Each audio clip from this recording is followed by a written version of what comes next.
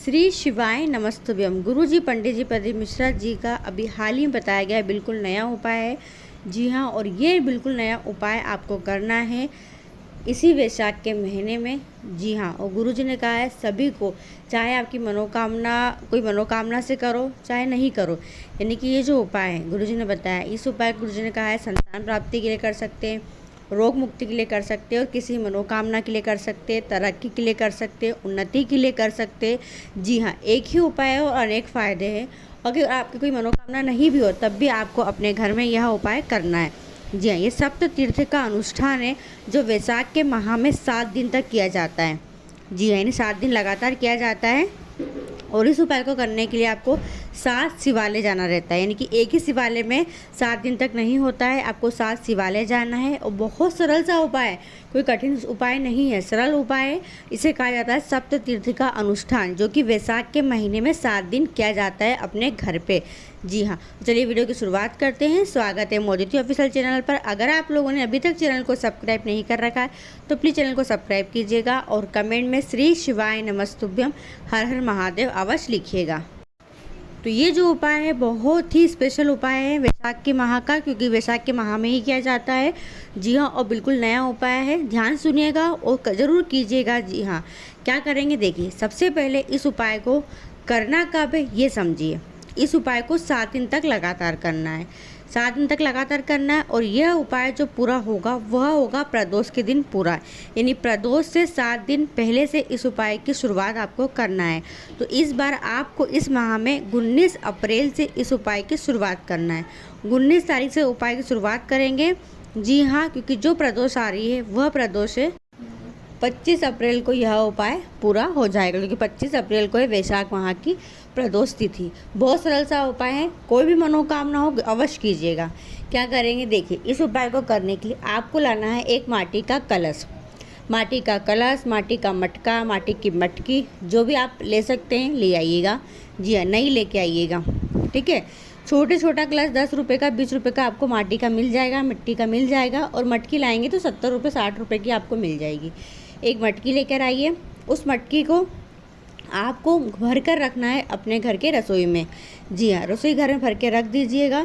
और रख कर उस मटकी को आपको किसी श्वेत कपड़े से, यानी सफ़ेद वस्त्र से ढक देना है, साफ सफ़ेद वस्त्र से, या फिर आप कोई दीपक से भी उसको ढक सकते हैं। यानी कि मटकी जिस साइज़ की लाएंगे उसके ऊपर उसका ढक्कन भी आपको मट्टी का ही लाना है, इस बात का ध्यान रखिएगा।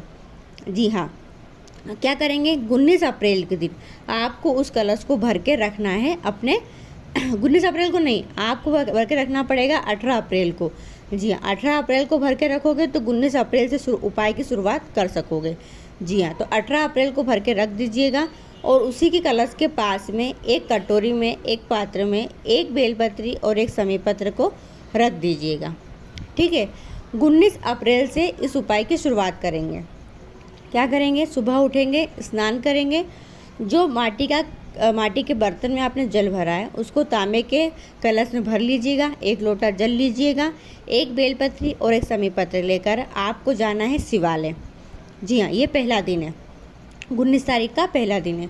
शिवालय पहुंचकर सबसे पहले आपको समीपत्र महादेव की सबसे छोटी पुत्री माँ अशोक सुंदरी के स्थान पर समर्पित कर देना है समीपत्र को, ठीक है। बेलपत्री आपको शिवलिंग के ऊपर समर्पित करना है। डंडी का भाग अपनी ओर कीजिएगा। जी हाँ, जब बेलपत्री आप शिवलिंग पर चढ़ाओगे तो डंडी अपनी ओर करके चढ़ा दीजिएगा, श्री शिवाय नमस्तुभ्यम बोलते हुए। और जो जल लेकर गए हैं उस जल को पूरा आपको शिवलिंग पर समर्पित करना है। जल समर्पित करने के बाद अब आपको जल को झेलना भी है। जी हाँ, जल को झेला है आपने। अब देखिए, पहला, अगर आपने यह उपाय मनोकामना पूर्ति के लिए किया है, कोई भी मनोकामना के लिए किया है, तो जल का आचमन नंदी जी के पास बैठकर कर लीजिएगा, ठीक है।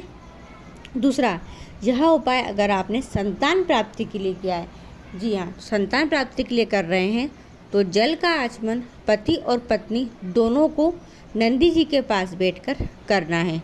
जी हाँ, यानी जल जितना भी झेला है उसको आधा आधा कर ले, आधा आप पी ले, आधा पत्नी पी ले या पति पी ले, ऐसे करके।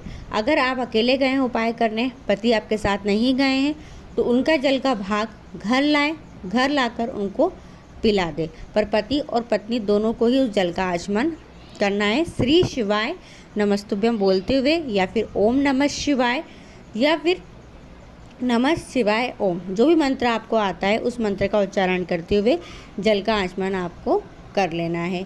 तीसरा, अगर यह उपाय आपने रोग मुक्ति के लिए किया है तो, जी हाँ, यदि कोई बीमारी ऐसी हो गई है जो बीमारी आपकी समाप्त नहीं हो रही है, आपका पीछा नहीं छोड़ रही है, बहुत बड़ी बीमारी क्यों ना हो गई हो, दवाई असर नहीं कर रही है, दवाई चल भी रही है, तब भी आप रोग मुक्ति के लिए यह उपाय कर सकते हैं। कोई भी बीमारी हो पूरे शरीर के अंदर, हार्ट संबंधित, माइंड संबंधित, ऑर्थो संबंधित, यानी कोई भी बीमारी है, गांठ वगैरह हो गई हो, कोई भी समस्या हो, उस जल का आचमन आपको अपने घर की मुख्य द्वार की दहलीज पर खड़े होकर पी लेना है।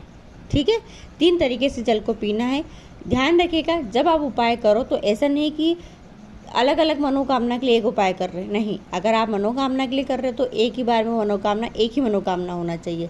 संतान प्राप्ति के लिए कर रहे हो तो संतान प्राप्ति के लिए ही करो, और अगर रोग मुक्ति के लिए कर रहे हो तो रोग मुक्ति के लिए इस उपाय को करना है।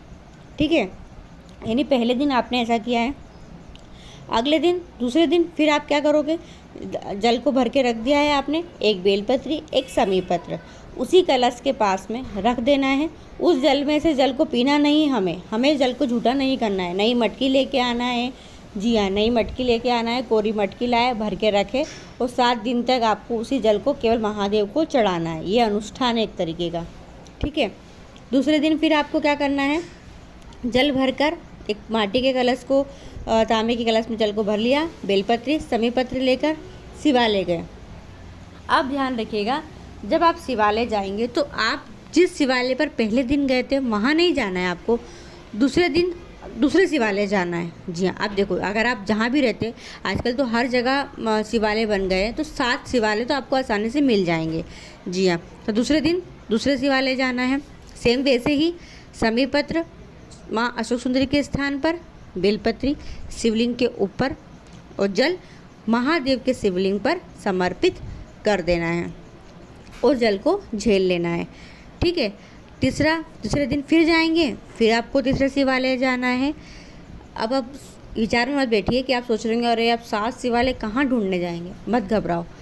जितने शिवालय आपको मिल जाए, 3, 4, 5, 4-5 दिन का तो उपाय आपका आसानी से हो जाएगा। बच गए 2 दिन मान लो, तो 2 दिन क्या करें, अपने ही घर में एक पार्थिव शिवलिंग का निर्माण कर ले। जी हाँ, एक पार्थिव शिवलिंग का निर्माण कर ले और इस उपाय को कर ले। अगले दिन, और फिर जिस दिन पार्थिव शिवलिंग का निर्माण करोगे उसी दिन शाम के समय उसी शिवलिंग का विसर्जन भी आपको करना है, और अगले दिन फिर आपको पार्थिव शिवलिंग बनाना है और फिर वापस इस उपाय को करना है, और शाम के समय शिवलिंग का विसर्जन भी करना है। रात भर उसी शिवलिंग को बनाकर नहीं रखना है। जी हाँ, देखिए 7वें दिन जब प्रदोष आ जाएगा, 7वां दिन रहेगा, वैसाख की प्रदोष आ जाएगी, उस दिन क्या करोगे, अनुष्ठान पूरा हो रहा है हमारा, तो उस दिन जब अनुष्ठान पूरा होगा, सुबह जाएंगे जल चढ़ाने, जल चढ़ा लें। अब उस जल को पीना सुबह नहीं है, प्रदोष काल में पीना पड़ेगा। जी हाँ, जल लेकर घर आ जाएंगे, रख लेंगे पात्र के अंदर ढककर। शाम के समय प्रदोष काल में संतान प्राप्ति के लिए कर रहे हो तो पति और पत्नी दोनों पी लेंगे। जी हाँ, मनोकामना के लिए क्या है तो स्वयं पी लेंगे। पर अगर रोग मुक्ति के लिए क्या है तो ध्यान रखो, आपको सुबह ही उस जल को अपनी दहलीज पर खड़े होकर पीना है। जी हाँ, बहुत सरल सा उपाय है, घबराइए मत। इस वीडियो को वापस देख लेना, वापस सुन लेना, समझ लेना। कुछ समझ में नहीं आए कमेंट कर दीजिएगा, मैं फिर से आपको एक्सप्लेन कर दूंगी, फिर से बता दूंगी। जी हाँ, ध्यान रखें, मटकी नहीं लेना है, 7 दिन तक लगातार करना है, 7 शिवालय जाना है, कोई भी मनोकामना के लिए कर सकते हो। और ये जो है सप्त तीर्थ अनुष्ठान है, गुरुजी ने कहा है अपने घर में वैशाख माह में यह उपाय अवश्य कीजिएगा। देखिए 1 महीने में 2 प्रदोष आती है, तो यह उपाय आप 2 बार कर सकते हैं। जी हाँ, और 2 बार नहीं कर सको तो 1 बार तो अवश्य कर लीजिएगा। कृष्ण पक्ष और शुक्ल पक्ष 2 प्रदोष आती है, 2 प्रदोष में से जब आप कर सको कर लीजिएगा। बहुत विशेष उपाय है, सरल सा उपाय है, वैशाख माह में ही किया जाता है, तो अवश्य कीजिएगा। वीडियो पसंद आए, यह उपाय आपके लिए उपयोगी रहे तो वीडियो को और लोगों तक जरूर शेयर कीजिएगा। श्री शिवाय नमस्तुभ्यम। हर हर महादेव। बोल बम का नारा है, बाबा एक सहारा।